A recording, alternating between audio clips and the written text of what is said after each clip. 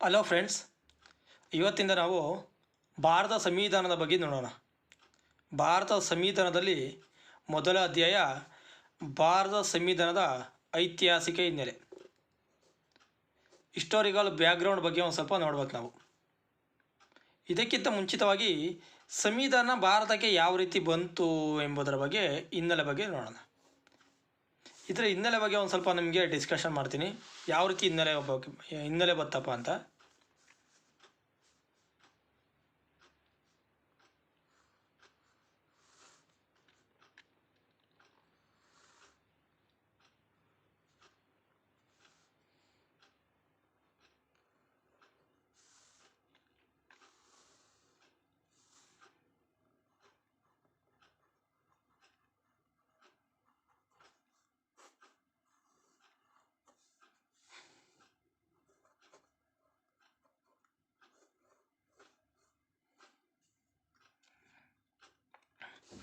ಇದು ಭಾರತದವರು ಮತ್ತು ಅರಬ್ಬರು ಏನಿದಾರಲ್ಲ, ಇವರಿಬ್ಬರು ಸಹ ವ್ಯಾಪಾರ ವಹಿವಾಟು ಏನು ಹೇಳ್ತದೆ ಅಂದರೆ ಚೆನ್ನಾಗಿ ನಡೀತಾ ಇರ್ತದೆ. ಇಬ್ಬರ ವ್ಯಾಪಾರ ವಹಿವಾಟುಗಳು ಚೆನ್ನಾಗಿ ನಡೀತಾ ಇರ್ತದೆ. ಟ್ರಾನ್ಸ್ಪೋರ್ಟೇಷನ್ ಏನು ನಡೆದಿದೆ ಚೆನ್ನಾಗಿ ನಡೀತಾ ಇರ್ತದೆ. ಇಂಥ ಸಂದರ್ಭದಲ್ಲಿ ಈ ಅರಬ್ಬರು ಭಾರತದೊಂದಿಗೆ ವಹಿವಾಟವನ್ನು ಕಟ್ಟಾಗುತ್ತೆ. ಭಾರತ ಮತ್ತು ಅರಬ್ಬರ ನಡುವಿನ ವಹಿವಾಟು ಏನು ಮಾಡ್ತದೆ ಅಂದರೆ ಕಟ್ಟಾಗುತ್ತೆ. ಇಂತಹ ಸಂದರ್ಭದಲ್ಲಿ ಇದೇ ಸಂದರ್ಭದಲ್ಲಿ ಭಾರತ ಮತ್ತು ಅರಬ್ಬರು ವಹಿವಾಟು ನಡೆಯುವಂಥ ಸಂದರ್ಭದಲ್ಲಿ ಏನಾಗುತ್ತೆ ಅಂದರೆ, ಈ ಅರಬ್ಬರು ತಮ್ಮ ಎಲ್ಲ ವಹಿವಾಟುಗಳನ್ನು ಭಾರತ ಜೊತೆಗೆ ನಡೆಸಿ, ಅದರ ಜೊತೆಗೆ ಯುರೋಪಿನೊಂದಿಗೂ ಸಹ ತಮ್ಮ ವಹಿವಾಟುಗಳನ್ನು ನಡೆಸ್ತಾ ಇರ್ತಾರೆ, ವ್ಯಾಪಾರ ವಹಿವಾಟುಗಳನ್ನು ನಡೆಸ್ತಾ ಇರ್ತಾರೆ. ಯಾರೊಂದಿಗೆ? ಯುರೋಪ್ನೊಂದಿಗೆ. ಅರಬು ಎರಡು ಕಡೆ ಮಾಡ್ತಾ ಇರ್ತಾರೆ. ಒಂದು ಭಾರತ ಕಡೆಯೂ ವಹಿವಾಟು ಮಾಡ್ತಾ ಇರ್ತಾರೆ, ಸೆಕೆಂಡದಾಗಿ ಯುರೋಪ್ ಕಡೆಯೂ ಸಹ ವ್ಯಾಪಾರ ವಹಿವಾಟು ಮಾಡ್ತಾ ಇರ್ತಾರೆ.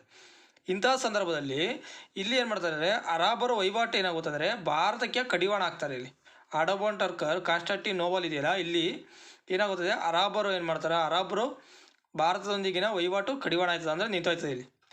ಇಂಥ ಸಂದರ್ಭದಲ್ಲಿ ಯುರೋಪಿಯರಿಗೆ ಏನು ಬೇಕಾಗ್ತದೆ ಅಂದರೆ ಸರಕು ಸಾಮಾನುಗಳು ಬೇಕಾಗಿಬಿಡ್ತದೆ ಇಲ್ಲಿ. ಅಂದರೆ ಎಲ್ಲ ರೀತಿಯ ವ್ಯಾಪಾರ ಸರಕು ಸಾಮಾನುಗಳು, ಮಸಾಲೆ ಪದಾರ್ಥಗಳಾಗಿರ್ಬೋದು, ದಿನಸಿ ಸಾಮಾನುಗಳಾಗಿರ್ಬೋದು, ಅದೇ ರೀತಿ ಅವರಿಗೆ ಬೇಕಾದಂತಹ ಯುದ್ಧದ ಸಾಮಗ್ರಿಗಳು, ಇನ್ನು ಮೊದಲಾದವುಗಳ ಬಗ್ಗೆ ಇವರ ಮಾಹಿತಿಯನ್ನು ಮತ್ತು ಇವರ ಬಗ್ಗೆ ತಿಳ್ಕೊಬೇಕಾಗಿರ್ತದೆ. ಇಂಥ ಸಂದರ್ಭದಲ್ಲಿ ಅರಬ್ಬರು ವಹಿವಾಟನ್ನು ಕಳ್ಕೊಂಡಾಗ ಅರಬ್ಬರು ಯುರೋಪ್ರಿಗೆ ಯಾವುದೇ ರೀತಿಯಂಥ ಮಸಾಲೆ ಪದಾರ್ಥ ಇರ್ತದಲ್ಲ ಅದನ್ನ ಕಳ್ಕೊಳ್ಳೋಕೆ ಸಾಧ್ಯ ಆಗ್ತಿರೋಕ್ಕಿಲ್ಲ. ಆ ಸಂದರ್ಭದಲ್ಲಿ ಈ ಯುರೋಪಿಯರು ಏನು ಮಾಡ್ತಾರೆ ಅಂದರೆ ಭಾರತಕ್ಕೆ ಹೊಸ ಜಲಮಾರ್ಗವನ್ನು ಕಂಡುಹಿಡಿತಾರೆ. ಭಾರತಕ್ಕೆ ಏನು ಮಾಡ್ತಾರೆ ಅಂದರೆ ಒಂದು ಹೊಸ ಜಲಮಾರ್ಗವನ್ನೇ ಕಂಡುಹಿಡಿತಾರೆ ಇವರು. ಭಾರತಕ್ಕೆ ಏನು ಮಾಡ್ತಾರೆ ಅಂದರೆ ಒಂದು ಹೊಸ ಜಲಮಾರ್ಗನ ಕಂಡುಹಿಡಿತಾರೆ. ಯಾರು? ಯುರೋಪಿಯನ್ನರು. ಅಂತಹ ಹೊಸ ಜಲಮಾರ್ಗದಲ್ಲಿ ನಮಗೆ ಭಾರತಕ್ಕೆ ಬಂದವರಲ್ಲಿ ಯಾರ್ಯಾರಪ್ಪ ಫಸ್ಟ್ ಅಂದರೆ, ಮೊದಲನೇದಾಗಿ ಬರ್ತಾರೆ ಭಾರತಕ್ಕೆ ಬಂದ ಮೊದಲ ಯುರೋಪಿಯನ್ ಯಾರಂದರೆ ಪೋರ್ಚುಗೀಸರು.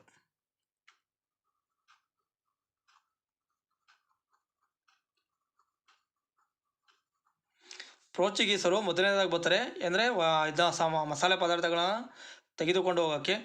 ಸೆಕೆಂಡ್ನೇದಕ್ಕೆ ಯಾರು ಬರ್ತಾರೆ ಅಂದರೆ ಡಚ್ಚರು.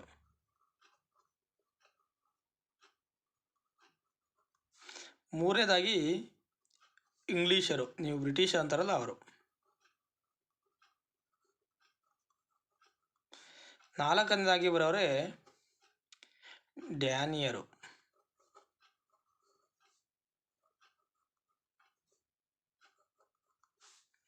ಐದನೇದಾಗಿ ಬರೋದು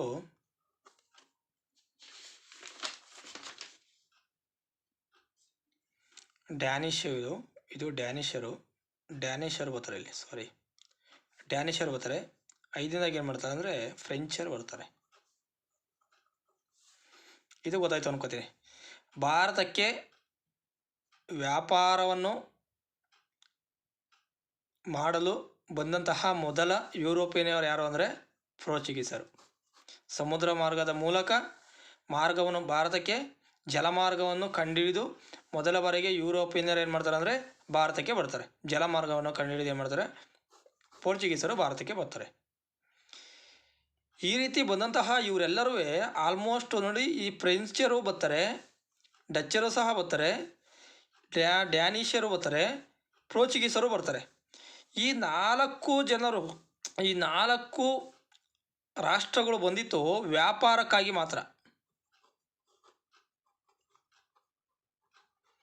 ವ್ಯಾಪಾರಕ್ಕೆ ಮಾತ್ರ ಬರ್ತಾವೆ ಇವರು. ಯಾವುದೇ ರೀತಿಯಾದಂತಹ ಯುದ್ಧ ಮಾಡೋಕ್ಕೋಸ್ಕರ ಇವರು ಬಂದಿರೋದಿಲ್ಲ. ಇವರ ಉದ್ದೇಶ ಏನಂದರೆ ವ್ಯಾಪಾರ ಮಾಡ್ಕೊಂಡು ಹೋಗ್ಬೇಕು, ಅಷ್ಟೇ ಉದ್ದೇಶ ಇವ್ರಿಗೆ. ಆದರೆ ಈ ಬ್ರಿಟಿಷರು ಏನಿದಾರಲ್ಲ, ಈ ಇಂಗ್ಲೀಷರು ಇದ್ದಾರಲ್ಲ, ಈ ಇಂಗ್ಲೀಷರು ಭಾರತದಲ್ಲಿ ವ್ಯಾಪಾರದ ಜೊತೆಯಲ್ಲೇ ರಾಜಕೀಯನೂ ಮಾಡೋಕ್ಕೆ ಬರ್ತಾರೆ. ಇಲ್ಲಿ ವ್ಯಾಪಾರ ಪ್ಲಸ್ ರಾಜಕೀಯ.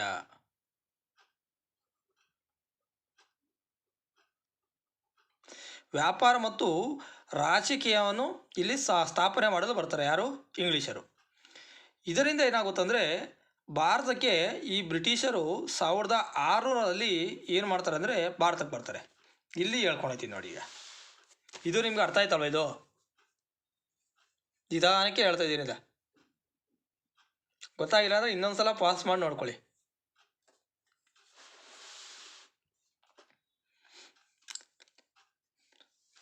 ಇಂಗ್ಲೀಷರು 1600 ಏನು ಮಾಡ್ತಾರೆ ಅಂದರೆ ಭಾರತಕ್ಕೆ ಬರ್ತಾರೆ. ಈಸ್ಟ್ ಇಂಡಿಯಾ ಕಂಪ್ನಿ ಅಂತ ಇದು. Okay, East India company. ಈ ಈಸ್ಟ್ ಇಂಡಿಯಾ ಕಂಪನಿಯನ್ನು ಭಾರತದಲ್ಲಿ ಏನು ಮಾಡ್ತಾರೆ ಅಂದರೆ 1600 ಸ್ಥಾಪನೆ ಮಾಡ್ತಾರೆ. ಈ ರೀತಿ ಇವರು ವ್ಯಾಪಾರಕ್ಕೆ ಬಂದಂತಹ ಇವರು ಆ ಟೈಮಲ್ಲಿ ಇವರು ವ್ಯಾಪಾರಕ್ಕೆ ಬಂದಿರ್ತಾರೆ. ಇವರು ವ್ಯಾಪಾರಕ್ಕೆ ಬಂದಂತಹ ಈ ಬ್ರಿಟಿಷರು ಕಾಲ ನಂತರ ಏನು ಮಾಡ್ತಾರೆ ಅಂದರೆ ರಾಜಕೀಯವಾಗಿ ಯುದ್ಧ ಮಾಡಲು ಸಿದ್ಧರಾಗ್ತಾರೆ. ಆ ಸಂದರ್ಭದಲ್ಲಿ 1757 ನಮಗೆ ಪ್ಲಾಸ್ಟಿಕ್ ಕದನ ಪ್ರಾರಂಭ ಆಗುತ್ತೆ.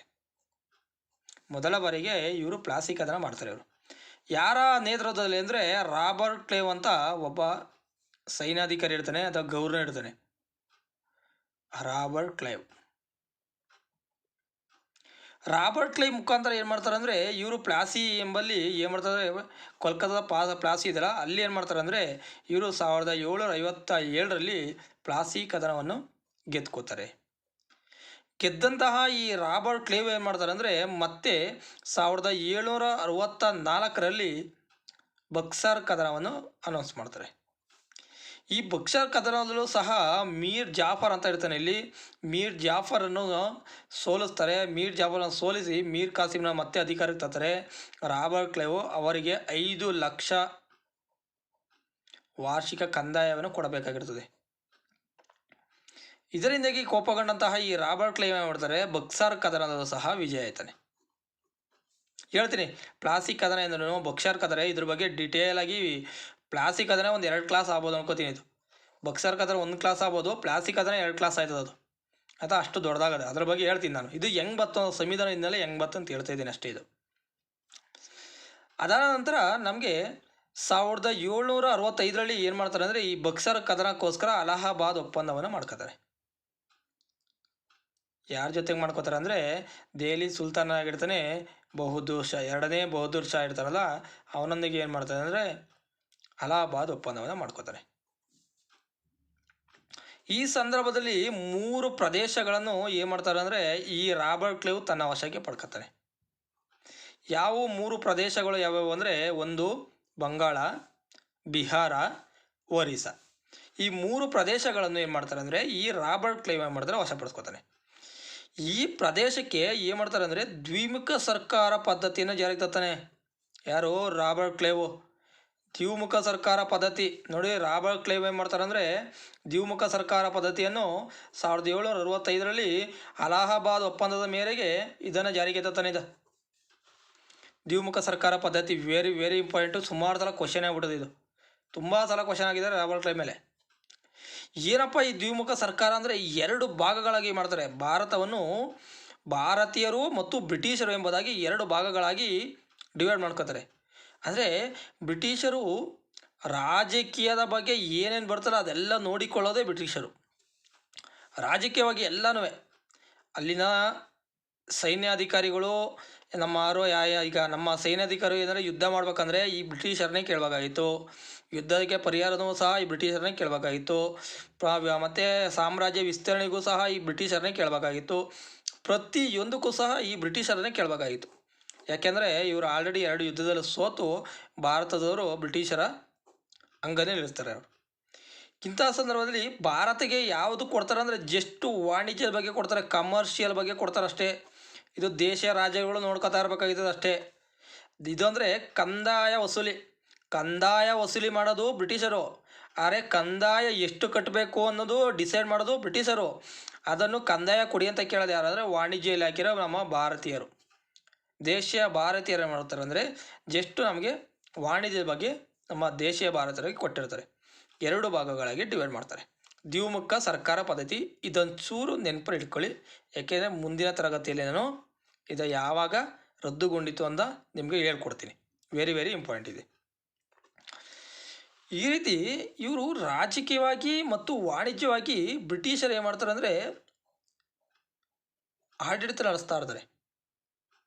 ಇಂಥ ಸಂದರ್ಭದಲ್ಲಿ ಈ ಬ್ರಿಟಿಷರು ನೋಡಿ, ಈಸ್ಟ್ ಇಂಡಿಯಾ ಕಂಪನಿ ಅಂತ ಇದೆಯಲ್ಲ, ಈ ಈಸ್ಟ್ ಇಂಡಿಯಾ ಕಂಪನಿಯೊಂದಿಗೆ ಈಸ್ಟ್ ಇಂಡಿಯಾ ಕಂಪನಿ ಇದೆಯಲ್ಲ, ಈ ಈಸ್ಟ್ ಇಂಡಿಯಾ ಕಂಪನಿಯೊಂದಿಗೆ ಇವರು ಮಾತುಕತೆ ಮಾಡ್ಕೊಂಡಿರ್ತಾರೆ. ಅಂದರೆ ಈಸ್ಟ್ ಇಂಡಿಯಾ ಕಂಪನಿ ಯಾವ ರೀತಿ ಹೇಳುತ್ತೋ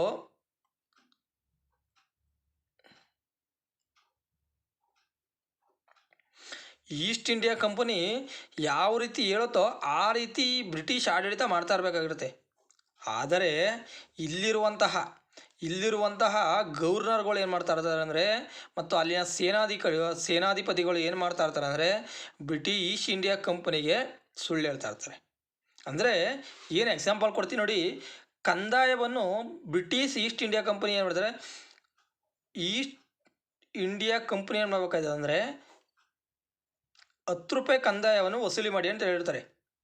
ಆದರೆ ಈ ಬ್ರಿಟಿಷ್ ಸರ್ಕಾರ ಏನು ಮಾಡ್ತದೆ ಅಂದರೆ ಇಲ್ಲಿ ಭಾರತೀಯರಿಂದ 20 ರೂಪಾಯಿ ಕಂದಾಯ ವಸೂಲಿ ಮಾಡ್ತಾ ಇರ್ತಾರೆ. ಅಂದರೆ ಎಕ್ಸ್ಟ್ರಾ ಏನು ಮಾಡ್ತಾರೆ ಅಂದರೆ 10 ರೂಪಾಯಿ ಹೆಚ್ಚಾಗಿ ಲಂಚ ಪಡಿತಾ ಇರ್ತಾರೆ. ಯಾರೋ ಈ ಬ್ರಿಟಿಷ್ ಸರ್ಕಾರ. ಇವರು ಈಸ್ಟ್ ಇಂಡಿಯಾ ಕಂಪನಿಯವರು ಕಳಿಸ್ಕೊಟ್ಟಿರೋದು ಭಾರತಕ್ಕೆ ಯಾರನ್ನ, ಬ್ರಿಟಿಷರನ್ನು. ನಮ್ಮ ಆಡಳಿತದ ಮೇರೆಗೆ ನೀವು ನಡೆಸ್ಕೊಂಡು ಹೋಗಿ ಅಂತ.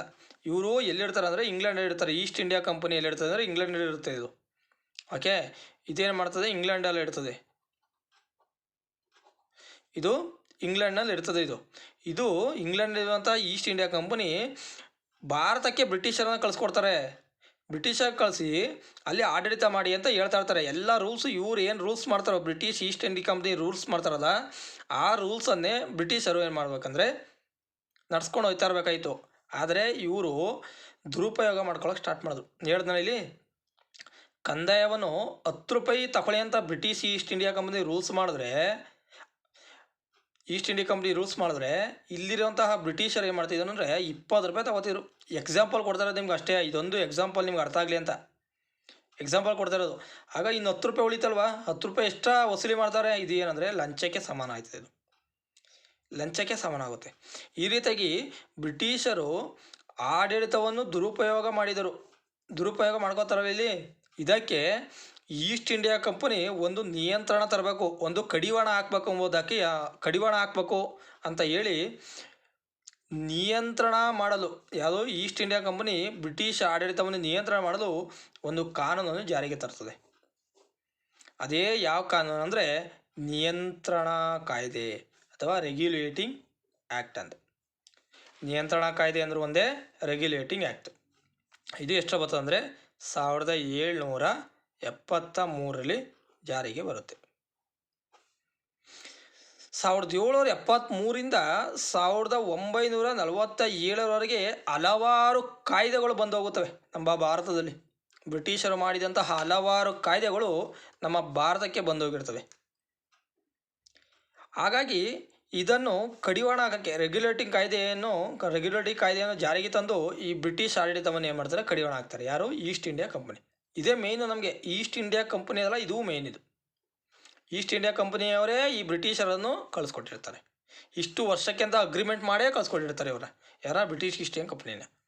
ಓಕೆ, ಈ 1947ರಿಂದ 1773ರಿಂದ 1947ರವರೆಗೆ ಏನು ಮಾಡ್ತಾರೆ ಅಂದರೆ ಹಲವಾರು ಕಾಯ್ದೆಗಳು, ಭಾರತದ ಕಾಯ್ದೆಗಳು ಅಸ್ತಿತ್ವಕ್ಕೆ ಬರ್ತವೆ. ಭಾರತದ ಸಂವಿಧಾನದ ಇತಿಹಾಸದ ಹಿನ್ನೆಲೆಯನ್ನು 2 ಭಾಗಗಳಾಗಿ ನಾವು ಡಿವೈಡ್ ಮಾಡ್ತೀವಪ್ಪ. 2 ಭಾಗಗಳಾಗಿ ಮಾಡ್ತೀವಿ. ಇದಂತೂ ವೆರಿ ವೆರಿ ಇಂಪಾರ್ಟೆಂಟ್. ಇದನ್ನು ಸ್ವಲ್ಪ ನೋಡ್ಕೊಳ್ಳಿ, ಇಲ್ಲಿಂದ ಅರ್ಥ ಆಗಬೇಕು ನಿಮಗೆ. ಓಕೆ, ಭಾರತದ ಸಂವಿಧಾನದ ಐತಿಹಾಸಿಕ ಹಿನ್ನೆಲೆಯನ್ನು 2 ಭಾಗಗಳಾಗಿ ಡಿವೈಡ್ ಮಾಡ್ತೀವಿ. ಆ ಭಾಗಗಳು ಯಾವ್ಯಾವು ಅಂದರೆ ನೋಡಿ, ಒಂದು ಕಂಪನಿ ಕಾಯ್ದೆ. ನೋಡಿ, ಇದು ಕಂಪನಿ ಕಾಯ್ದೆ. ಇದು ಕಂಪನಿ ಏನು ರೂಲ್ಸ್ ಮಾಡಿರ್ತದಲ್ಲಪ್ಪ, ಆ ರೂಲ್ಸ್ ಮಾಡೋದಂಥ ಕಾಯ್ದೆ ಇದು ಕಂಪನಿ ಕಾಯ್ದೆ. ಅಂದರೆ ಬ್ರಿಟಿಷರ ಮೇಲೆ ಏರಲಾಗದಂತಹ ಕಾಯ್ದೆಗಳಿವು. 20 ವರ್ಷಕ್ಕೆ ಒಂದು ಬಾರಿ, ಪ್ರತಿ 20 ವರ್ಷಕ್ಕೆ ಒಂದು ಬಾರಿ ಇವರು ಅಗ್ರಿಮೆಂಟ್ ಮಾಡಿಸ್ತಾ ಇರಬೇಕು ಬ್ರಿಟಿಷರು. ನೆಕ್ಸ್ಟು ಬ್ರಿಟಿಷ್ ಕಾಯ್ದೆ. ಸ್ವಲ್ಪ ದಿನಗಳ ನಂತರ ಈಸ್ಟ್ ಇಂಡಿಯಾದವರೇ ಏನು ಮಾಡ್ತಾರೆ ಅಂದರೆ ಇಲ್ಲಿ ಭಾರತವನ್ನು ಆಳಲು ಸ್ಟಾರ್ಟ್ ಮಾಡ್ತಾರೆ. ಅವರೇ ಬಂದ್ಬಿಡ್ತಾರೆ, ಈಸ್ಟ್ ಇಂಡಿಯಾ ಕಂಪನಿಯವರೇ ಬಂದ್ಬಿಡ್ತಾರೆ. ಈಸ್ಟ್ ಇಂಡಿಯಾ ಕಂಪನಿಯವರು ಏನು ಮಾಡ್ತಾರೆ ಅಂದರೆ ಬ್ರಿಟಿಷ್ ಸರ್ಕಾರವನ್ನು ಆಡಳಿತ ಮಾಡಲು ಬರ್ತಾರೆ, ಭಾರತವನ್ನು ಆಡಳಿತ ಮಾಡಲು ಬರ್ತಾರೆ. ಕಂಪನಿ ಕಾಯ್ದೆ. ಕಂಪನಿ ಕಾಯ್ದೆಗಳಲ್ಲಿ ನೋಡಿ ಎಷ್ಟು ರೀತಿ ಕಂಪನಿ ಕಾಯ್ದೆಗಳು ಮಾಡ್ತಾರೆ ಅಂದರೆ ಪ್ರತಿ 20 ವರ್ಷಕ್ಕೆ ಒಂದು ಬಾರಿ ಏನು ಮಾಡ್ತಾರೆ, ರಿಜಿಸ್ಟ್ರೇಷನ್ ಮಾಡಿಸ್ಕೋಬೇಕು ಇವರು. ಯಾರು? ಬ್ರಿಟಿಷರು. ಯಾರೊಂದಿಗೆ? ಬ್ರಿಟಿಷ್ ಈಸ್ಟ್ ಇಂಡಿಯಾ ಕಂಪನಿ ಇದೆಯಲ್ಲ, ಕಂಪನಿಯೊಂದಿಗೆ ಪ್ರತಿ 20 ವರ್ಷಕ್ಕೆ ಒಂದು ಬಾರಿ ರಿಜಿಸ್ಟ್ರೇಷನ್ ಆಯ್ತಾ ಇರಬೇಕು. ಮೊದಲನೇದಾಗಿ ನಾವು 1773ರಿಂದ 1853ವರೆಗೆ ಇದನ್ನು ನಾವು ಕಂಪನಿ ಕಾಯ್ದೆ ಅಂತ ಕರಿತೀವಿ. ಆಲ್ಮೋಸ್ಟ್ ಇದು ಎಷ್ಟರಲ್ಲಿ ಇರಬೇಕಂದ್ರೆ ಮತ್ತೆ 1857ವರೆಗೂ ಸಹ ಇದನ್ನು ಕಂಪನಿ ಕಾಯ್ದೆ ಅಂತಲೇ ಕರಿಬೇಕು. ಏನಕ್ಕೆ ಅಂದರೆ ಮಧ್ಯದಲ್ಲಿ ಏನಾಗುತ್ತೆ ಅಂದರೆ ನಮಗೆ 1857ರಲ್ಲಿ ಸ್ವಾತಂತ್ರ್ಯ ಸಂಗ್ರಾಮ ಬರುತ್ತೆ ಅಲ್ವಾ, ಸ್ವಾತಂತ್ರ್ಯ ಸಂಗ್ರಾಮ ಬರುತ್ತೆ, ಹಾಗಾಗಿ ನಿಂತೋಗುತ್ತದೆ ಮಧ್ಯದಲ್ಲಿ. ಮುಂದೆ ನೋಡ್ತೀನಲ್ಲ ಕಂಪನಿ ಕಾಯ್ದೆಗಳು ಯಾವುದು? 1773, 1813, 1833, ಅದೇ ರೀತಿ 1853 ಮತ್ತು 1873. ಇಲ್ಲಿಗಂಟೂ ಸಹ 1873 ಗಂಟೂ ಸಹ ಈ ಬ್ರಿಟಿಷರ ಅಧೀನದಲ್ಲೇ, ನಮ್ಮ ಬ್ರಿಟಿಷರ ಅಧೀನದಲ್ಲಿ ಕಂಪನಿಗಳು ಕಾರ್ಯ ನಡೆಸ್ತಾ ಇರ್ತವೆ. ಕಂಪನಿ ಕಾರ್ಯಗಳು ಬ್ರಿಟಿಷರು ನಡೆಸ್ದಂಗೆ ನಡೆಸ್ತಾ ಇರ್ಬೇಕಲ್ಲಿ. ಓಕೆ, 20 ವರ್ಷ ಅಂದರೆ 1893 ಅಂತ ಬರುತ್ತೆ. 1793, ಸರಿ ಇಲ್ಲೇ ಬರೀತೀನಿ, 1793 ಅಂತ ಬರುತ್ತೆ. ಓಕೆ, ಇದು ಬೇಡ. 1773, 1793, 1813, 1833, 1853. ನೋಡಿ 20 ವರ್ಷ. ಪ್ರತಿ 20 ವರ್ಷಕ್ಕೆ ಬ್ರಿಟಿಷರು ಈಸ್ಟ್ ಇಂಡಿಯಾ ಕಂಪನಿಯೊಂದಿಗೆ ಏನು ಮಾಡ್ಬೇಕಂದ್ರೆ ಅಗ್ರಿಮೆಂಟ್ ಮಾಡ್ಕೊತಾ ಇರಬೇಕು. ಓಕೆ, ಹಾಗಾಗಿ ನೋಡಿ 1873ವರೆಗೂ ಸಹ ಅಗ್ರಿಮೆಂಟ್ ಆಗಿರುತ್ತೆ. ಆದರೆ ಮಧ್ಯದಲ್ಲಿ 1857ರಲ್ಲಿ ಸ್ವಾತಂತ್ರ್ಯ ಸಂಗ್ರಾಮ, ಭಾರತದಲ್ಲಿ ಪ್ರಥಮ ಸ್ವಾತಂತ್ರ್ಯ ಸಂಗ್ರಾಮ ನಡೆಯುತ್ತೆ. ಹಾಗಾಗಿ ಅಲ್ಲಿ ಒಂದು ಸ್ವಲ್ಪ ಸ್ಟ್ರಕ್ ಆಯ್ತದೆ. ಇಲ್ಲಿ 1857ರಲ್ಲಿ ಸ್ವಲ್ಪ ಸ್ಟ್ರಕ್ ಆಗುತ್ತೆ. ಮುಂದೆ ನೋಡ್ತೀವಿ. ಈಗ ಇಷ್ಟು ಅರ್ಥ ಆಯ್ತಲ್ವಾ? ನೆಕ್ಸ್ಟ್ ನೋಡೋಣ. ನೋಡಿ, ಆಗಲೇ ಹೇಳಿದೆ ಅಲ್ವಾ ಕಂಪನಿ ಕಾಯ್ದೆಗಳು.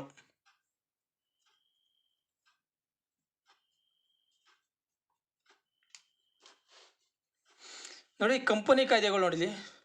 ಕಂಪನಿ ಕಾಯ್ದೆ ಎಷ್ಟಿಂದ ಎಷ್ಟಪ್ಪ? 1773ರಿಂದ 1853ವರೆಗೆ ಏನು ಮಾಡ್ತಾರೆ ಅಂದರೆ ಈ ಕಂಪನಿ ಕಾಯ್ದೆಗಳು ಕಂಡು ಬರ್ತವೆ. ಇಲ್ಲಿ 84 ಹಾಕೊಳ್ಳಿ, ಸಾರಿ, ಇಲ್ಲಿ 1884. ಫಿಟ್ಸ್ ಆ್ಯಕ್ಟ್ ಬರುತ್ತೆ. ಇಲ್ಲಿ 1884 ಫಿಟ್ಸ್ ಆ್ಯಕ್ಟ್ ಬರುತ್ತೆ. 23 84 ಹಾಕೊಳ್ಳಿ. ನೋಡಿ, 1773ರಿಂದ 1853ವರೆಗೆ ಏನು ಮಾಡ್ತಾರೆ ಅಂದರೆ ಕಂಪನಿ ಕಾಯ್ದೆಗಳು ಬರುತ್ತದೆ. 1858ರಿಂದ 1947ವರೆಗೆ ಏನು ಮಾಡ್ತಾರೆ ಅಂದರೆ ಬ್ರಿಟಿಷ್ ಆ್ಯಕ್ಟ್ಗಳು ಬರ್ತವೆ. ಅಂದರೆ ಈಸ್ಟ್ ಇಂಡಿಯಾ ಕಂಪನಿ ಸ್ವಂತವಾಗಿ ಅವರೇ ಅಲ್ಲಿಂದ ಬಂದು ಇಲ್ಲಿ ಆಡಳಿತ ಮಾಡೋದು ಅಂತ ಅರ್ಥ. ಯಾವ್ಯಾವ ಬರ್ತಾವಪ್ಪ ಅಂದರೆ ನೋಡಿ, 1773ರ ಚಾರ್ಟರ್ಸ್ ಆ್ಯಕ್ಟ್, 1784ರ ಚಾರ್ಟರ್ಸ್ ಆ್ಯಕ್ಟ್ ಬರುತ್ತೆ, 1786ರ ಚಾರ್ಟರ್ ಆ್ಯಕ್ಟ್, 1793ರ ಚಾರ್ಟರ್ ಆ್ಯಕ್ಟ್, 1813ರ ಚಾರ್ಟರ್ ಆ್ಯಕ್ಟ್, 1833ರ ಚಾರ್ಟರ್ ಆ್ಯಕ್ಟ್, 1853ರ ಚಾರ್ಟರ್ ಆ್ಯಕ್ಟ್. ಇಷ್ಟು ಕಾಯ್ದೆಗಳು ಕಂಪನಿ ಕಾಯ್ದೆಯಲ್ಲಿ ಬರ್ತವೆ. ಅಂದರೆ ಬ್ರಿಟಿಷರು ಆಡಳಿತ ಈಸ್ಟ್ ಇಂಡಿಯಾ ಕಂಪನಿ ಕೈಲಿರ್ತದೆ. ಅವರು 20 ವರ್ಷಕ್ಕೆ ಒಂದು ಬಾರಿ ಏನು ಮಾಡ್ತಾರೆ ಅಂದರೆ ಅಗ್ರಿಮೆಂಟ್ ಮಾಡ್ಕೋಬೇಕು ನೀವು ಅಂತ ಬ್ರಿಟಿಷರಿಗೆ ಹೇಳಿರ್ತಾರೆ. ಬ್ರಿಟಿಷ್ ಆ್ಯಕ್ಟ್ ಅಂದರೆ ಈಸ್ಟ್ ಇಂಡಿಯಾ ಕಂಪನಿನೇ ಇಲ್ಲಿ ಆಡಳಿತಕ್ಕೆ ಬರ್ತದೆ. ಈಸ್ಟ್ ಇಂಡಿಯಾ ಕಂಪನಿನೇ ಏನು ಮಾಡ್ತದೆ ಅಂದರೆ ಆಡಳಿತಕ್ಕೆ ಬರ್ತದೆ. 1858ರಿಂದ 1947 ಇಲ್ಲಿವರೆಗೆ. ಫಸ್ಟ್ ನೋಡಿ, 1858ರಲ್ಲಿ ಬ್ರಿಟನ್ನಿನ ರಾಣಿ ಘೋಷಣೆ ಮಾಡ್ತಾಳೆ. ಏನಂತ ಘೋಷಣೆ ಮಾಡ್ತಾಳೆ? ಬ್ರಿಟಿಷ್ ಸರ್ಕಾರವು ಮುಕ್ತಗೊಂಡು ಈಸ್ಟ್ ಇಂಡಿಯಾ ಸರ್ಕಾರವು ಭಾರತದಲ್ಲಿ ಆಡಳಿತ ನಡೆಸುತ್ತದೆ ಎಂಬುದರ ಬಗ್ಗೆ ಮಾಹಿತಿ ಕೊಡ್ತಾರೆ ಅವರು. 1861ರಲ್ಲಿ ಭಾರತ ಸರ್ಕಾರ ಕಾಯ್ದೆ ಜಾರಿಗೆ ಬರುತ್ತೆ. 1892ರಲ್ಲೂ ಸಹ ಭಾರತ ಸರ್ಕಾರ ಕಾಯ್ದೆ, 1909ರಲ್ಲಿ ಸಹ ಭಾರತ ಸರ್ಕಾರ ಕಾಯ್ದೆ, 1919ರಲ್ಲೂ ಸಹ ಭಾರತ ಸರ್ಕಾರ ಕಾಯ್ದೆ, 1927ರಲ್ಲಿ ಸೈಮನ್ ಆಯೋಗ ಜಾರಿಗೆ ಬರುತ್ತೆ. ಅದೇ ರೀತಿ 1930-32ರಲ್ಲಿ ದುಂಡು ಮೇಜಿನ ಸಮ್ಮೇಳನಗಳು ಕಂಡುಬರುತ್ತವೆ. 1935ರಲ್ಲಿ ಭಾರತ ಸರ್ಕಾರ ಕಾಯ್ದೆ. ಇಲ್ಲಿ ಸಂವಿಧಾನ ಬಗ್ಗೆ ಮಾತಾಡ್ತಾರೆ. ಇಲ್ಲಿ ಭಾರತ ಸಂವಿಧಾನದ ಬಗ್ಗೆ ಇಲ್ಲಿ ಚರ್ಚೆ ನಡೆಯುತ್ತದೆ. ಅದೇ ರೀತಿ ಇದರ ಒಳಗಡೆ ಸುಮಾರು ಸೈಮನ್ ಆಯೋಗ ಆಗಿರ್ಬೋದು, ಅದೇ ರೀತಿ ಇನ್ನೂ ಸುಮಾರು ಎಜುಕೇಷನ್ಗೆ ಸಂಬಂಧಿಸಿದಂಥ ಕಾಯ್ದೆಗಳು ಕಂಡುಬರ್ತವೆ. ಅದೇ ರೀತಿ 1947ರಲ್ಲಿ ಭಾರತ ಸ್ವಾತಂತ್ರ್ಯ ಕಾಯ್ದೆ ಕಟ್ಟಕಡೆಗೆ ಬರ್ತದೆ. ಇಲ್ಲಿಂದ ಏನು 1947ರಿಂದ 2024ವರೆಗೆ ಏನು ಕಂಡುಬರ್ತದೆ ಇದೆಲ್ಲವೂ ಸಹ ಭಾರತ ಸ್ಥಾಪಿಸಿದಂತಹ ಕಾಯ್ದೆಗಳು. ಓಕೆ, ಎಷ್ಟು ನಿಮ್ಗೆ ಅರ್ಥ ಆಯಿತು ಅಂತ ತಿಳ್ಕೊತೀನಿ. ಕಂಪನಿ ಕಾಯ್ದೆ ಯಾವುದು ಮತ್ತು ಬ್ರಿಟಿಷ್ ಕಾಯ್ದೆ ಯಾವುದು ಅಂತ. ನೆಕ್ಸ್ಟ್ ಕಂಪನಿ ಕಾಯ್ದೆ. ಕಂಪನಿ ಕಾಯ್ದೆಗಳು ಎಲ್ಲಿಂದ ಎಲ್ಲಿವರೆಗೆ ಕಂಪನಿ ಕಾಯ್ದೆ? 1773ರಿಂದ 1853ವರೆಗೆ ಕಂಪನಿ ಕಾಯ್ದೆಗಳು ಜಾರಿಗೆ ಬರ್ತವೆ. ಅದರಲ್ಲಿ ಮೊದಲನೇದಾಗ ಕಂಪನಿ ಕಾಯ್ದೆ ಯಾವುದು? 1773ರ ನಿಯಂತ್ರಣ ಕಾಯ್ದೆ ಅಥವಾ ರೆಗ್ಯುಲೇಟಿಂಗ್ ಆ್ಯಕ್ಟ್. ಏನಪ್ಪ ಈ ರೆಗ್ಯುಲೇಟಿಂಗ್ ಆ್ಯಕ್ಟ್ ಅಂದರೆ ಏನು? ರೆಗ್ಯುಲೇಟಿಂಗ್ ಅಂದರೆ ನಿಯಂತ್ರಣ. ಯಾವ ರೀತಿ ಬ್ರಿಟಿಷರು ನಿಯಂತ್ರಣ ಮಾಡ್ತಾರೆ? ಕಂಪನಿಯ ಸಿಬ್ಬಂದಿಗಳ ಆಡಳಿತದ ಮೇಲೆ ನಿಯಂತ್ರಣ ಏರುವುದಕ್ಕಾಗಿ ಬಂದಂತಹ ಅಂದರೆ ನಮಗೆ ದೊರೆತಂತಹ ಪ್ರಥಮ ಲಿಖಿತ ರೂಪದ ದಾಖಲೆ ಯಾವುದು ಅಂತ ಕೇಳ್ತಾರೆ. ಯಾವುದಂದರೆ ರೆಗ್ಯುಲೇಟಿಂಗ್ ಆ್ಯಕ್ಟ್. ಫಸ್ಟು ಲಿಖಿತ ರೂಪದಲ್ಲಿ ಬರವಣಿಗೆ ರೂಪದಲ್ಲಿ ಕಂಡು ಬಂದಂತಹ ದಾಖಲೆ ಯಾವುದಪ್ಪ ಅಂದರೆ ಅದೇ ರೆಗ್ಯುಲೇಟಿಂಗ್ ಆ್ಯಕ್ಟ್. ಏನು ದಾಖಲೆ ಅಂದರೆ ಕಂಪನಿಯ ಸಿಬ್ಬಂದಿಗಳು ಅಲ್ಲಿ ಕೆಲಸ ಮಾಡ್ತಾ ಇರ್ತಾರಲ್ಲ, ಅವರು ಸಿಬ್ಬಂದಿಗಳನ್ನು ಆಡಳಿತದ ಮೇಲೆ ನಿಯಂತ್ರಣ ಮಾಡೋರು. ಹೇಳ್ದಲ್ಲ, 10 ರೂಪಾಯಿ ಕಂದಾಯ ಇದ್ದರೆ ಅವ್ರು 20 ರೂಪಾಯಿ ತಗೋದಿದ್ರು. ಇದನ್ನು ನಿಯಂತ್ರಣ ಮಾಡೋ ಸಲುವಾಗಿ ಈ ರೆಗ್ಯುಲೇಟಿಂಗ್ ಆ್ಯಕ್ಟ್ಗಳ ಮೊದಲನೇ ಬಾರಿಗೆ ತಂದುಕೊಡ್ತಾರೆ. ಅದು ಬರವಣಿಗೆ ರೂಪದಲ್ಲಿ ಕಂಡುಬರುತ್ತದೆ. ಇದೇ ಕ್ವಶನ್ ಕೇಳಿರೋದು ನೋಡಿ ನಮಗೆ. ಭಾರತದ ಸಂವಿಧಾನದ ಬೆಳವಣಿಗೆಗೆ ನಮಗೆ ಸಿಕ್ಕಿರುವ ಪ್ರಥಮ ದಾಖಲೆ ಯಾವುದು ಅಂತ ಅಂದರೆ ಲಿಖಿತ ರೂಪದ ದಾಖಲೆ ಯಾವುದು ಅಂತ, ರೈಟಿಂಗ್ ಮುಖಾಂತರ ಯಾವುದು ದಾಖಲೆ ಸಿಕ್ತು ಅಂದರೆ ಅದೇ ರೆಗ್ಯುಲೇಟಿಂಗ್ ಆ್ಯಕ್ಟ್. ಈ ರೆಗ್ಯುಲೇಟಿಂಗ್ ಆ್ಯಕ್ಟಲ್ಲಿ ನಾವು ದ್ವಿಮುಖ ಸರ್ಕಾರವನ್ನು ರದ್ದು ಮಾಡ್ತೀವಿ. ನಿಮ್ಗೆ ಹೇಳಿದೆ ಅಲ್ವಾ ದ್ವಿಮುಖ ಸರ್ಕಾರ, ಅದಾಗಲೇ ಹೇಳಿದ್ದೀನಿ ನಿಮಗೆ. ದ್ವಿಮುಖ ಸರ್ಕಾರವನ್ನು ರದ್ದು ಮಾಡ್ತೀವಿ. 1765ರಲ್ಲಿ ಜಾರಿಗೆ ಬಂದಂತಹ ದ್ವಿಮುಖ ಸರ್ಕಾರವನ್ನು ಏನು ಮಾಡ್ತೀವಿ ಅಂದರೆ ರದ್ದು ಮಾಡ್ತೀವಿ. ರದ್ದಾಗುತ್ತೆ. ಇದು ರಾಬರ್ಟ್ ಕ್ಲೈವ್ ತಂದಂತಹ ದ್ವಿಮುಖ ಸರ್ಕಾರ ರದ್ದಾಗುತ್ತೆ. ಯಾಕೆಂದರೆ ಇದು ರಾಬರ್ಟ್ ಕ್ಲೈವ್ ತಂದಂತಹ ಒಂದು ಕಾಯ್ದೆ ಆಗಿರುತ್ತದೆ. ಇದರಿಂದ ಜಾಸ್ತಿ ಲಂಚ ನಡೀತಾ ಇರ್ತದೆ. ಹಾಗಾಗಿ ದ್ವಿಮುಖ ಸರ್ಕಾರವನ್ನು ರದ್ದು ಮಾಡ್ತಾರೆ. ಈ ದ್ವಿಮುಖ ಸರ್ಕಾರದಲ್ಲಿ 2 ಭಾಗವಾದಂತಹ ರಾಜಕೀಯ ಹಾಗೂ ವಾಣಿಜ್ಯ ಚಟುವಟಿಕೆಗಳನ್ನು ಕಂಪನಿಗೆ ಕಟ್ಟಿದವು. ಕಂಪನಿ ಏನು ಮಾಡ್ತದಂದರೆ ಈ ರಾಜಕೀಯ ಹಾಗೂ ವಾಣಿಜ್ಯ ಚಟುವಟಿಕೆಗಳನ್ನು ಈಸ್ಟ್ ಇಂಡಿಯಾ ಕಂಪನಿಯೇ ವಹಿಸ್ಕೋತದೆ ಅಂತ ಅರ್ಥ. ಇದು ಅವರೇ ವಹಿಸ್ಕೋತಾರೆ. ಏನಪ್ಪ ಈ ದ್ವಿಮುಖ ಸರ್ಕಾರ ತಂದಂತಹ ಇವನು ಭಾರತದ ಗವರ್ನರ್ ಆಗಿರ್ತಾನೆ. ಯಾರೋ ರಾಬರ್ಟ್ ಕ್ಲೈವ್ ಭಾರತದ ಗವರ್ನರ್ ಇರ್ತಾನೆ. ರಾಬರ್ಟ್ ಕ್ಲೈವ್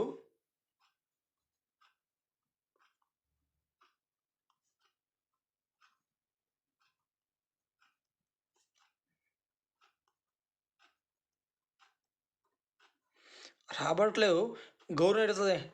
ಈ ಗವರ್ನರನ್ನು ಬದಲಾಯಿಸಿ ಏನು ಮಾಡ್ತಾರೆ ಅಂದರೆ ಭಾರತದ ಗವರ್ನರನ್ನು ಬಂಗಾಳದ ಗವರ್ನರ್ ಇರ್ತಾರೆ, ಬಂಗಾಳದ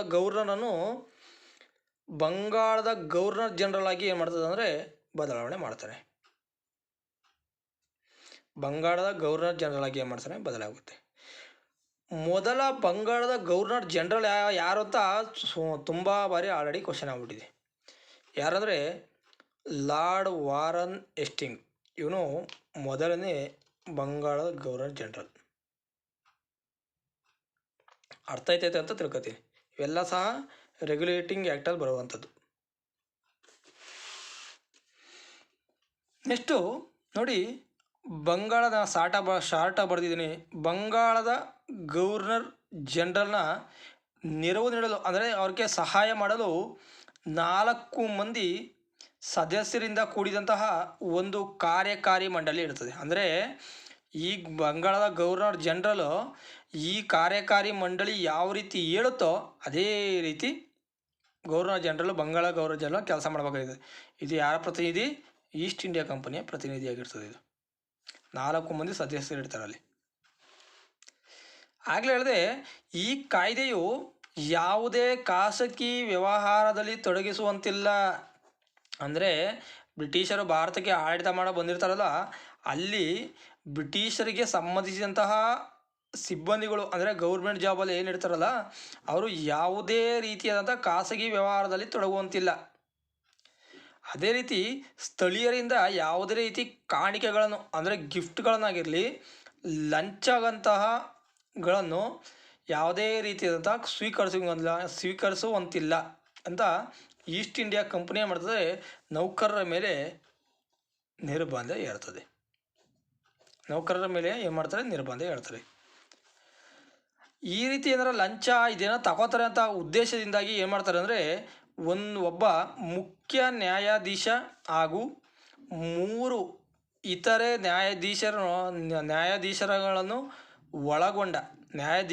ಒಳಗೊಂಡ ಸುಪ್ರೀಂ ಕೋರ್ಟನ್ನು ಏನು ಮಾಡ್ತಾರೆ ಅಂದರೆ ಕೋಲ್ಕತ್ತಾದಲ್ಲಿ ಸ್ಥಾಪನೆ ಮಾಡ್ತಾರೆ. ಕೇಳಿದ್ದಾರೆ ಆಲ್ರೆಡಿ, ಕ್ವಶನ್ ಇದ್ವಿ,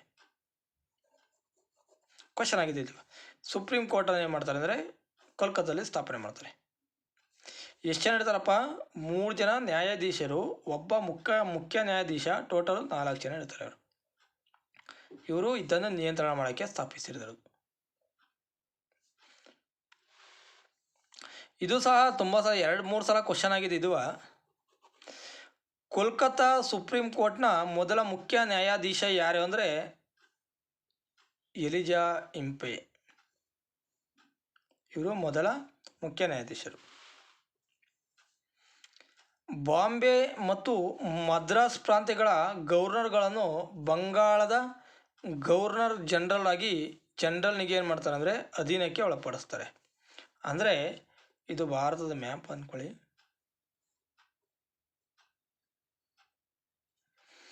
ಇಲ್ಲಿ ಏನು ಮಾಡ್ತದೆ ಅಂದ್ರೆ ಇಲ್ಲಿ ಬಾಂಬೆ ಇರ್ತದೆ, ಇಲ್ಲಿ ಸಪ್ರೇಟ್ ಇರ್ತದೆ. ಇದು ಮದ್ರಾಸ್ ಇರ್ತದೆ, ಇದು ಕೋಲ್ಕತ್ತಾ ಬಂಗಾಳ. ಇಲ್ಲಿ ಏನು ಡೆಫಿನೇಷನ್ ಏನಂದರೆ ಇದು ಬಾಂಬೆ, ಇದು ಮದ್ರಾಸು, ಇವೆರಡು ಸಪ್ರೇಟ್ ಇವೆಲ್ಲ 3 ಸಹ ಸಪ್ರೇಟ್ ಇರ್ತವೆ. ಯಾವಾಗ ಬಂಗಾಳದ ಗವರ್ನರ್ ಜನರಲ್ ಇಲ್ಲಿ ಬಂದೋ ಇವೆರಡನ್ನೂ ಸಹ ಇದಕ್ಕೆ ಸೇರಿಸ್ಬಿಡ್ತಾರೆ. ಇದರ ಆಡಳಿತವೆಲ್ಲವೂ ಬಂಗಾಳದ ಗವರ್ನರ್ಗೆ ಸೇರ್ಕೊಂಡಿರ್ತವೆ. ಇವೆರಡರ ಆಡಳಿತ ಬಂಗಾಳದ ಗವರ್ನರ್ಗೆ ಸೇರ್ಕೊಂಡಿರ್ತಾರೆ. ಅದನ್ನೇ ಹೇಳ್ತಿರೋದು ಇಲ್ಲಿ. ಬಾಂಬೆ ಮತ್ತು ಮದ್ರಾಸ್ ಮತ್ತು ಬಂಗಾಳ ಪ್ರಾಂತ್ಯಗಳು ಪರಸ್ಪರ ಸ್ವತಂತ್ರವಾಗಿದ್ದವು. ಮೊದಲು ಸ್ವತಂತ್ರವಾಗಿರ್ತವೆ, ಸಪ್ರೇಟ್ ಇರ್ತವೆ. ಆಮೇಲೆ ಏನು ಮಾಡ್ತಾರೆ, ಬಂಗಾಳದ ಗವರ್ನರ್ ಜನರಲ್ಗೆ ಹೋಗಿ ಸೇರಿಸ್ತಾರೆ. ಏನಕ್ಕೆ ಸೇರಿಸ್ತಾರೆ ಅಂದರೆ ಆಡಳಿತ ವಿಕೇಂದ್ರೀಕರಣಕ್ಕಾಗಿ. ಏನಕ್ಕೆ ಸೇರಿಸ್ತಾರೆ ಅಂದರೆ ಆಡಳಿತ ವಿಕೇಂದ್ರೀಕರಣಕ್ಕೆ. ಹಾಗೆ ಒಬ್ಬರ ಕೈಯಲ್ಲೇ ಇದರ ಆಡಳಿತ ಇರಲಿ ಎಂಬುದಕ್ಕಾಗಿ, ಅಂದರೆ ಬಂಗಾಳದ ಗವರ್ನರ್ ಕೈಯಲ್ಲೇ ಇಲ್ಲಿನ ಆಡಳಿತ ಇರಲಿ ಎಂಬುದಕ್ಕಾಗಿ ಏನು ಮಾಡ್ತಾರೆ ಅಂದರೆ ಇವರು ಸೇರಿಸ್ತಾರೆ. ಆ ಟೈಮ್ನಲ್ಲಿ ಏನು ಮಾಡ್ತಾರಪ್ಪ ಅಂದರೆ ಆ ಟೈಮಲ್ಲಿ ಇದ್ದಂತಹ ಅಂದರೆ ಇಷ್ಟೆಲ್ಲ ನಡೆಯೋ ಟೈಮಲ್ಲಿ ಬ್ರಿಟಿಷ್ನಲ್ಲಿ ಅಂದರೆ ಇಂಗ್ಲೆಂಡ್ನಲ್ಲಿ ಇದ್ದಂತಹ ಇಂಗ್ಲೆಂಡ್ನಲ್ಲಿ ಇದ್ದಂತಹ PM ಯಾರು ಅಂತ ಕೇಳಿದರೆ ಲಾರ್ಡ್ ನಾರ್ತ್ ಎಂಬುವರು. ಇಷ್ಟು ನಡೆಯುವಂತಹ ಸಂದರ್ಭದಲ್ಲಿ ಅಂದರೆ ರೆಗ್ಯುಲೇಟಿಂಗ್ ಕಾಯ್ದೆ ಜಾರಿಗೆ ಬಂದ ಸಂದರ್ಭದಲ್ಲಿ ಬ್ರಿಟನ್ನಲ್ಲಿ ಅಂದರೆ ಇಂಗ್ಲೆಂಡ್ನಲ್ಲಿ ಇದ್ದಂತಹ ಪ್ರಧಾನಿ ಯಾರಂದರೆ ಲಾರ್ಡ್ ನಾರ್ತ್ ಅಂತ. ಈ ಕಾಯ್ದೆಯು ಕಂಪನಿಯ ಆಡಳಿತಾಂಗವಾದ ನಿರ್ದೇಶನ ಮಂಡಳಿಗೆ ಭಾರತದಲ್ಲಿನ ಕಂದಾಯ, ಸಿವಿಲ್, ಮಿಲಿಟರಿ ವಿಷಯಗಳಿಗೆ ಸಂಬಂಧಿಸಿದಂತೆ ಬ್ರಿಟಿಷ್ ಸರ್ಕಾರಕ್ಕೆ ವರದಿಯನ್ನು ನೀಡಬೇಕಾಗಿತ್ತು. ಅಂದರೆ ಈ ಕಂಪನಿಯ ಆಡಳಿತಾಂಗವಾದ ನಿರ್ದೇಶನ ಅಂದರೆ ಡೈರೆಕ್ಟ್ರು ಕಮಿಟಿ ಏನಿರ್ತದಲ್ಲ, ಈ ಡೈರೆಕ್ಟರ್ ಕಮಿಟಿ ಈ ಕಂದಾಯ, ಸಿವಿಲ್, ಮಿಲಿಟರಿ ಈ 3 ವಿಷಯಗಳ ಬಗ್ಗೆ ಬ್ರಿಟಿಷ್ ಸರ್ಕಾರಕ್ಕೆ ಏನು ಮಾಡಬೇಕಂದ್ರೆ ಇವರು ವರದಿಯನ್ನು ಕೊಡಬೇಕಾಗಿರ್ತದೆ. ಈ ಮೂಲಕ ಕಂಪನಿಯ ಮೇಲಿನ ಬ್ರಿಟಿಷ್ ಸರ್ಕಾರ ನಿಯಂತ್ರಣ ಬಲಪಡಿಸ್ತಾ ಹೋಗ್ತದೆ. ಅಂದರೆ ಕಂಪನಿಯ ಮೇಲಿನ ನಿಯಂತ್ರಣ ಏನು ಮಾಡ್ತದೆ ಅಂದರೆ ಬ್ರಿಟಿಷ್ ಸರ್ಕಾರ ಏನು ಮಾಡ್ತದೆ ಅಂದರೆ ಬಲಪಡಿಸ್ತಾ ಹೋಗುತ್ತೆ. ಇಲ್ಲಿ ಒಟ್ಟಾರೆ ಹೇಳೋದಾದರೆ ಭಾರತದ ವಿದ್ಯಮಾನಗಳಲ್ಲಿ ತೊಡಗಿಸಿಕೊಳ್ಳಲು ಬ್ರಿಟಿಷ್ ಸರ್ಕಾರಕ್ಕೆ ಅನುವು ಮಾಡಿಕೊಟ್ಟಿತು. ಅಂದರೆ ಈಸ್ಟ್ ಇಂಡಿಯಾ ಕಂಪನಿಗೆ ಭಾರತದಲ್ಲಿ ಬ್ರಿಟಿಷ್ ಸರ್ಕಾರಕ್ಕೆ ಏನು ಮಾಡ್ತದೆ ಅಂದರೆ ತುಂಬ ಅನುಕೂಲ ಮಾಡಿಕೊಡ್ತಾರೆ. ಭಾರತಕ್ಕೆ ಬಂದಂಥ ಈಸ್ಟ್ ಇಂಡಿಯಾ ಕಂಪನಿ ಏನು ಮಾಡ್ತದೆ ಅಂದರೆ ಈ ಕಂಪನಿ ಬ್ರಿಟಿಷ್ ಸರ್ಕಾರಕ್ಕೆ ತುಂಬ ಅನುಕೂಲ ಮಾಡಿಕೊಡ್ತದೆ ಅಂತ ಅರ್ಥ. ಇಷ್ಟು ಏನಂದರೆ ನಿಮಗೆ ರೆಗ್ಯುಲೇಟಿಂಗ್ ಆ್ಯಕ್ಟ್ ಬಗ್ಗೆ ಇರುತ್ತದೆ. ಇದರ ಬಗ್ಗೆ ಕ್ಲಾಸ್ ಇಷ್ಟಿರ್ತದೆ. ನೆಕ್ಸ್ಟು ನಾವು ಫಿಟ್ಸ್ ಆ್ಯಕ್ಟ್ ಬಗ್ಗೆ ನೋಡೋಣ. ಇಷ್ಟು ನಿಮಗೆ ರೆಗ್ಯುಲೇಟಿಂಗ್ ಆ್ಯಕ್ಟ್ ಅಂದರೆ ಬ್ರಿಟಿಷ್ ಈಸ್ಟ್ ಇಂಡಿಯಾ ಕಂಪನಿ ಭಾರತಕ್ಕೆ ಬರುತ್ತೆ. ಅಂದರೆ ಬ್ರಿಟಿಷ್ ಸರ್ಕಾರ ಬ್ರಿಟಿಷ್ ಈಸ್ಟ್ ಇಂಡಿಯಾ ಕಂಪನಿಯನ್ನು ಭಾರತಕ್ಕೆ ಕಳಿಸ್ಕೊಟ್ಟಿರ್ತಾರೆ. ಆ ಬ್ರಿಟಿಷ್ ಈಸ್ಟ್ ಇಂಡಿಯಾ ಕಂಪನಿ ಇಲ್ಲಿ ತನ್ನ ದುರುಪಯೋಗದಿಂದಾಗಿ ವ್ಯಾಪಾರ ವಹಿವಾಟವನ್ನು ಮಾಡ್ತಾ ಇರ್ತಾರೆ. ಆ ಸಂದರ್ಭದಲ್ಲಿ ಬ್ರಿಟಿಷ್ ಸರ್ಕಾರ ಇವರ ಮೇಲೆ 20 ವರ್ಷದ ಕಾಯ್ದೆಯನ್ನು ಜಾರಿಗೆ ತರ್ತಾರೆ. ಪ್ರತಿ 20 ವರ್ಷಕ್ಕೆ ಒಂದು ಬಾರಿ ಈ ಬ್ರಿಟಿಷ್ ಸರ್ಕಾರ ಹೇಳಿದಂತೆ ಕಂಪನಿಗಳು ಅವರ ರೂಲ್ಸನ್ನು ಫಾಲೋ ಮಾಡ್ಕೊಂಡು ಹೋಗ್ತಾ ಇರಬೇಕಾಗಿರ್ತದೆ. ಇಂತಹ ಸಂದರ್ಭದಲ್ಲಿ ಜಾರಿಗೆ ಬಂದಂತಹ ಮೊದಲ ಕಾಯ್ದೆ ಯಾವುದು ಅಂದರೆ ನಿಯಂತ್ರಣ ಕಾಯ್ದೆ ಅಥವಾ ರೆಗ್ಯುಲೇಟಿಂಗ್ ಆ್ಯಕ್ಟ್. ಇದ್ರ ಬಗ್ಗೆ ಇಷ್ಟು ಸಂಪೂರ್ಣ ಮಾಹಿತಿ.